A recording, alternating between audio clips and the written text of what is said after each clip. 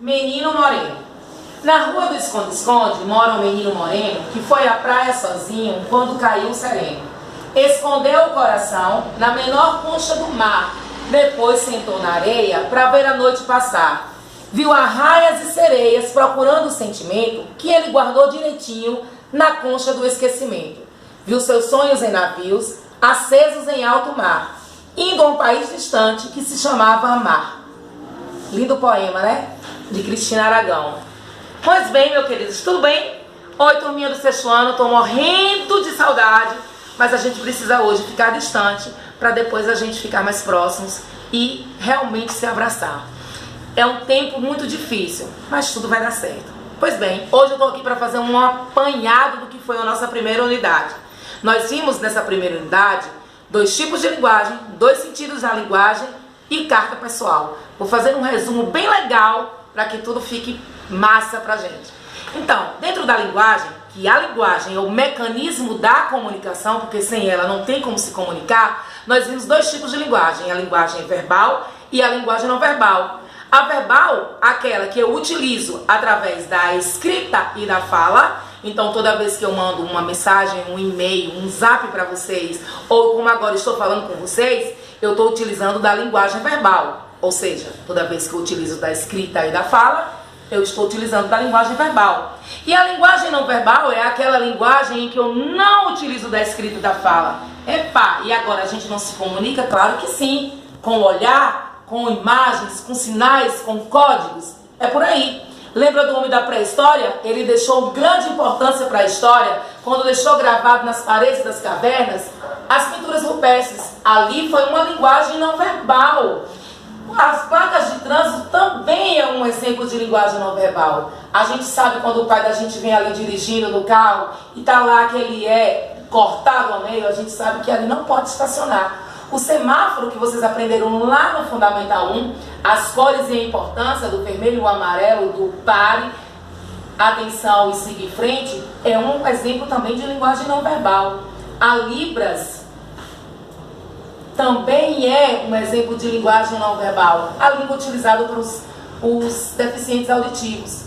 Isso tudo é utilizando a linguagem não verbal. Quando eu não utilizo a escrita e nem a fala, mas eu utilizo imagens, sinais, códigos, tudo isso é linguagem não verbal. Lembra, agora desse período de pandemia, quando a gente vai entrar dentro do hospital ou de uma clínica e tem lá aquele quadro da enfermeira fazendo assim, a gente faz a leitura e sabe que ali está dizendo o quê?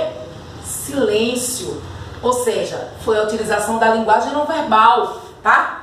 Isso é linguagem não verbal. Então, resumindo, linguagem verbal é quando eu utilizo da escrita e da fala, e linguagem não verbal, quando eu utilizo de sinais, códigos, imagens para o quê? Me comunicar, porque linguagem é o mecanismo da comunicação.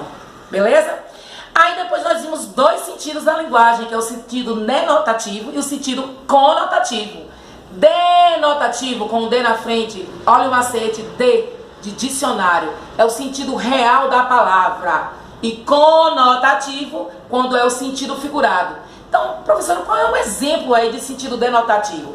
Denotativo, sentido real da palavra. Exemplo, quando eu chego e digo assim, gente, eu tô com muita dor de cabeça, vamos fazer silêncio? Eu simplesmente disse que eu estou com dor de cabeça. Dor, algo real, todo mundo sabe o sentido da dor. Quando eu chego e digo na sala assim, gente, eu tô com a cabeça estourando, é um sentido figurado, a cabeça não vai estourar por causa de uma dor. Então, o sentido denotativo é o sentido real, o sentido conotativo é o sentido figurado. Quer outro exemplo? Quando a gente diz assim, Carlos parece com o pai. Sentido denotativo, quer dizer que eles parecem com o pai, ele é semelhante ao pai dele. Mas quando eu digo assim, Carlos é a cara do pai esculpida. Esculpida de escultura, quero dizer que o pai, ele parece com o pai dele, sentido figurado. E tem muitos e muitos outros exemplos aí que a gente poderia se prolongar, mas só lembrando que sentido denotativo é o sentido real das coisas. Sentido conotativo é o sentido figurado das coisas, tá bom? E aí a gente também viu outra coisa importante nos nossos estudos da primeira unidade, que foi carta. Quando a gente pensa em carta, a gente pensa logo na carta de amor, né? Beleza, a gente viu carta pessoal. E eu disse a vocês, ainda da tecnologia que nós estamos hoje vivendo, e vocês já nasceram na tecnologia, acreditem, a carta ainda é um meio de comunicação. E talvez uma das mais antigas. Só lembrando a vocês que quando Cabral chegou ao Brasil, ele trouxe consigo um cara que vinha acompanhando e relatando em uma carta toda a trajetória da viagem para dizer lá para João VI, né? Que é Pero Vaz de Caminha, contando a história de como era essa viagem, como foi essa viagem até chegar aqui ao Brasil. Então, a carta é o meio de comunicação mais antigo que a gente pode conhecer. Mas hoje a gente continua ainda escrevendo carta. E tratando-se de carta pessoal, como a própria palavra fala, pessoal, ou seja, eu tenho uma afinidade, uma coisa, particularidade, uma intimidade, né? Então eu escrevo uma carta pessoal para um amigo, para uma mãe, para um pai, para um parente, para uma namorada, um crush, como vocês dizem hoje, né?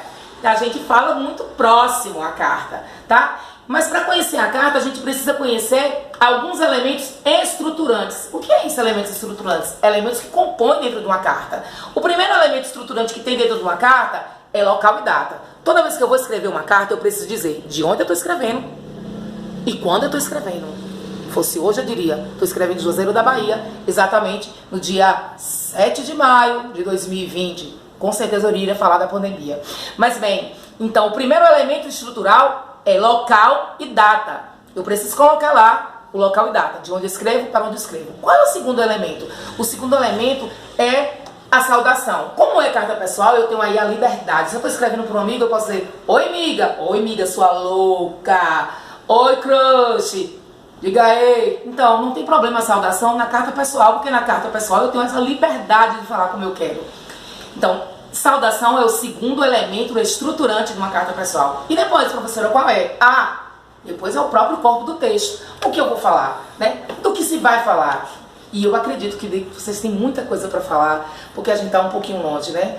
Então escreve para aquela amiga, escreve para aquele tio, para aquela tia, para a vovó, para o vovô, que agora tá um pouquinho distante de vocês, para aquele crush. Cala a boca, tá? Então, o corpo do texto, o que é que a gente vai falar, sobre o que é que a gente vai falar. Muitas coisas, muitas fofocas, muito babado para contar. E a gente conta. O outro elemento estruturante da carta é a despedida. Claro, a gente não termina uma conversa só. A gente termina dizendo uma coisa: tchau, um beijo, a gente se fala, até que dia? Oi, como? É assim que a gente faz. É uma despedida também. Na carta pessoal, tudo vale, porque a linguagem é informal.